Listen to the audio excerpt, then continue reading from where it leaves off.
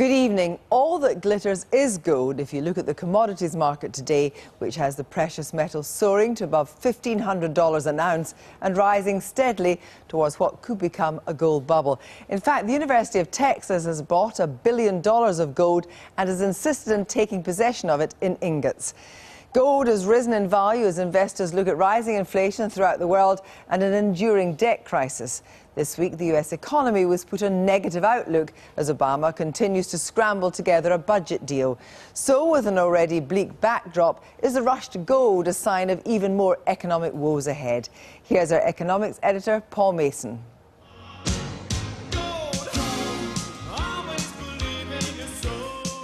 It's supposed to be the measure of global instability. If so, the gold price, which hit another record high today, is trying to tell us something. But what? One thing's for sure, in a world traumatized by financial fiddles, at least it's real. It's rare, it's very tightly supplied. We know what the existing stock above ground is, about 165,000 tonnes, and it's indestructible. And that basically makes it the opposite of debt.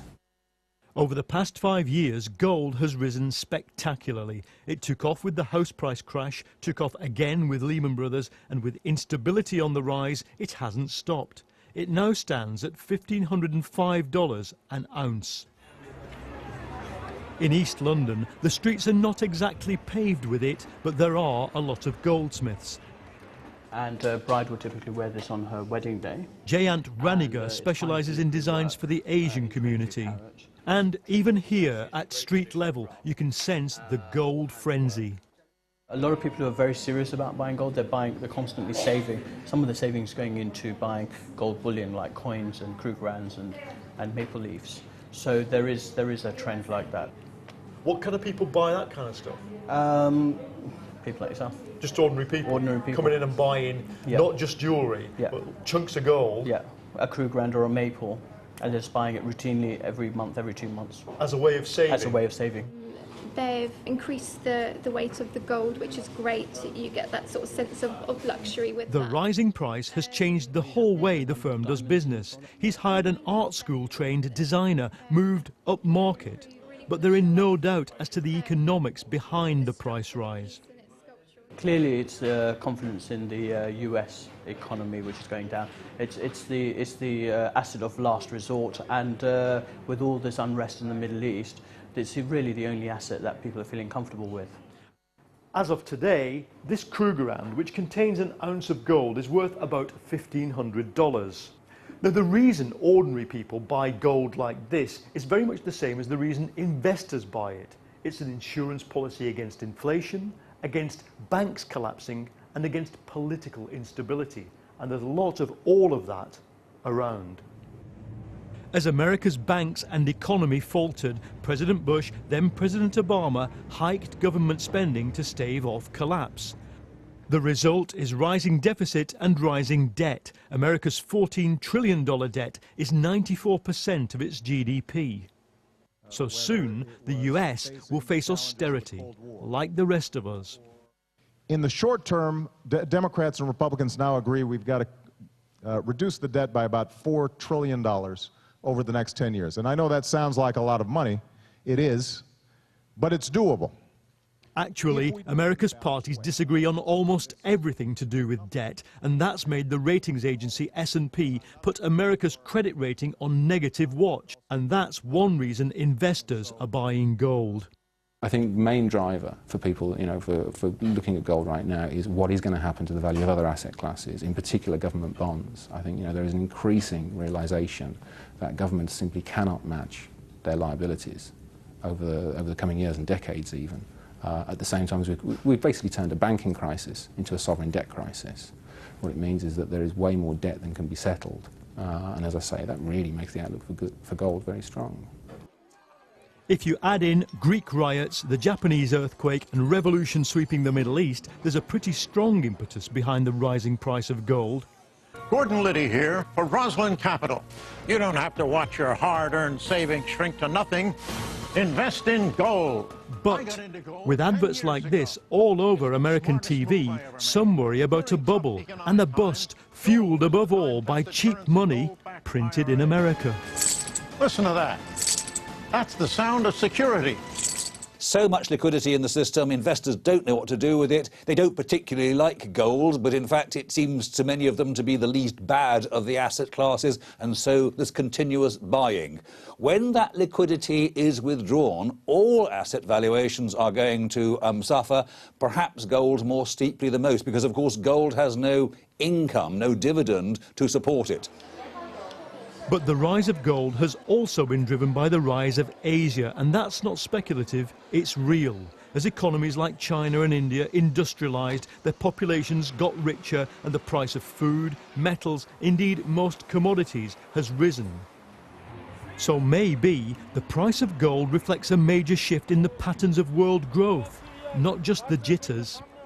Gold, traditionally, was an insurance policy against everything that could go wrong in the economy. Now, paradoxically, its rising value is a sign of stuff that's going right. Above all, the development of China and India and the rising wealth of people. And that's what makes it so hard to know where the gold boom ends.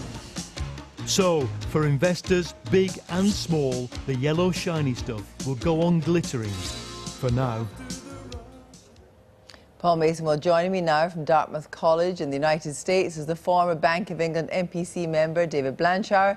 Flower from Washington by Diana Furchtgott-Roth, who was a chief economic advisor under George W. Bush. And here in the studio by Matthew Hancock MP, who until last year was an advisor to George Osborne. First of all, Professor Blanchflower, are you concerned that this rush to gold is an indication of deep continuing problems in the US economy in particular? Well, I think it's worries about the global economy. I think the world is looking pretty volatile in some ways now. Growth is really very patchy. And I think investors are starting to think you need to diversify your portfolio. And there's clear worries that we're going to see inflation because fiscal tightening on the one hand means that central banks have got to keep their feet down on the monetary trigger. So in some sense, it's a hedge. But I think it certainly does mean that the world economy is looking quite vulnerable. Diana Furchtgott, do you think it's an indication that there's serious health problems still in the US economy and that what's happening at the moment is that not enough is being done, in a sense, to nail how that deficit is going to be cut? That's absolutely right. It's not only the price of gold that's rising, but also the price of oil, price of copper, other minerals. All these dollar-denominated assets are going up in price because the value of the dollar is going down. Why is the value of the dollar going down? Because of Federal Reserve Chairman Ben Bernanke's quantitative easing, because of the large amount of liquidity, and fundamentally because Ben Bernanke is trying to stimulate the US economy because the fiscal situation is so poor, yeah, because the budget situation is so poor, and so the dollar is losing in value. But Professor Blanchard, isn't this as much about confidence? I mean, you know, the US has got growth, but even though the growth is there, it's not seen by people in such a way as they can trust the growth. Well, growth is quite strong relative to the growth in the UK, but your other commentator is quite right. The big worry is that the central banks have to keep this stimulus going. That's what rescued us from this situation, and we have this dilemma. On the one hand, fiscally, the revenues aren't coming in. We have to keep monetary policy going, and growth is really unstable and low in many countries. And the reason is this is a great financial crisis that hasn't been fixed and is continuing, and the mistake much of the world has made is to think it was all over, and it isn't at all. But Matthew Hancock, if banks are absolutely not lending. Yeah, if it isn't all over, Matthew, then presumably, if you look at this rush to gold, do you think the deficit's perhaps not been cut fast enough? Perhaps in this country it's not been cut fast enough? Well, what the increase in the price of gold shows more than anything is the amount of uncertainty in the economy and around the world.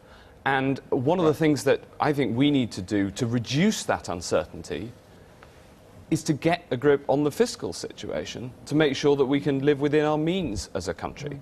And we can see from the outliers in Europe, from Portugal and Ireland, what happens if you don't have a credible plan to get to grip with your fiscal situation. So actually, in this debate, the risk is not getting the risky thing to do would be not to get a grip. And in the UK, I think we've reduced that risk by having a credible plan And in America, it was very interesting. I was there over the last couple of weeks, and they have finally, all parties now agree that there need to be cuts, and they're starting to say that there is that they need to act. Professor Blanchflower, have you lost the argument against cuts then, do you think, Professor Blanchflower? Well, I don't agree with anything that Mr. Hancock said, actually. I think the evidence is actually that fiscal contractions are not expansionary. That's what we've seen so far. Every country in Europe that actually is doing it, Ireland, Greece, Portugal, the UK, Iceland, all gone into negative growth in Q4 2010.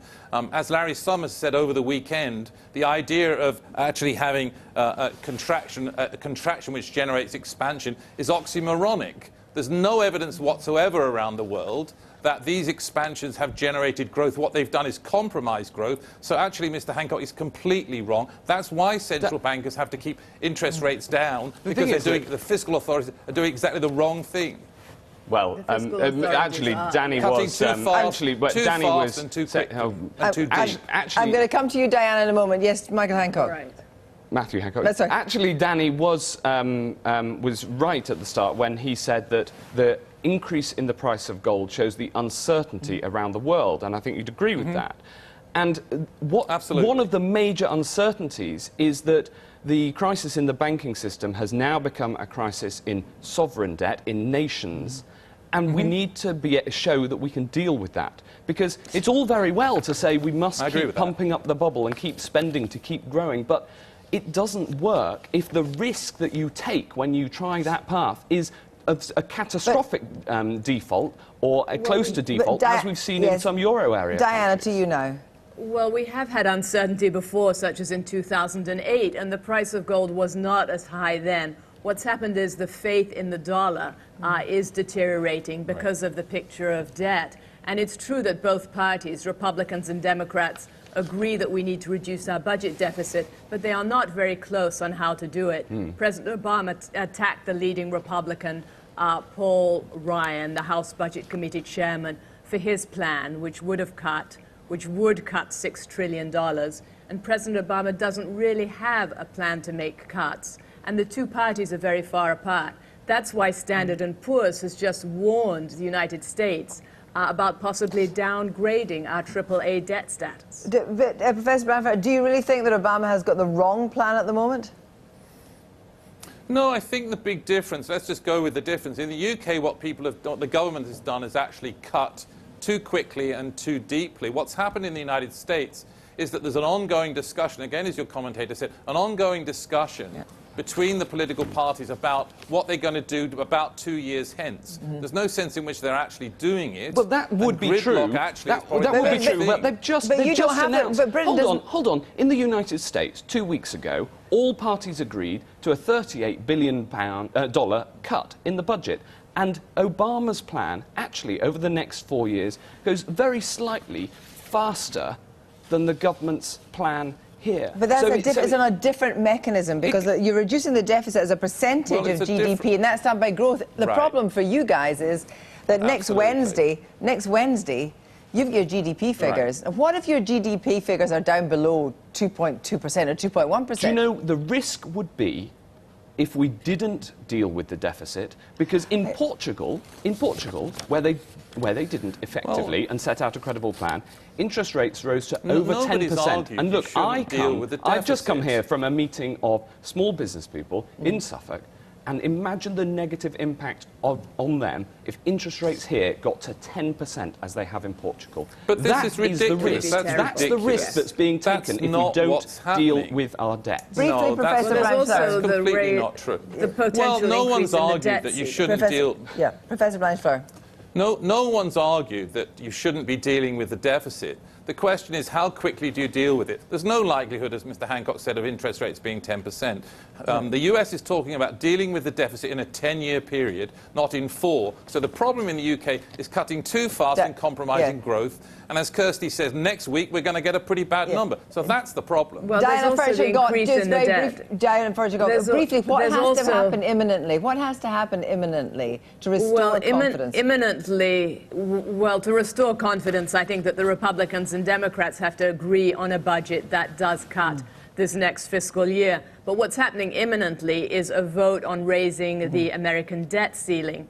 And in order to do that, Republicans say they want serious cuts. Democrats say no, they don't want these cuts. So we are going to be at an impasse in perhaps 2 or 3 weeks over this debt ceiling increase. Thank you all very much indeed.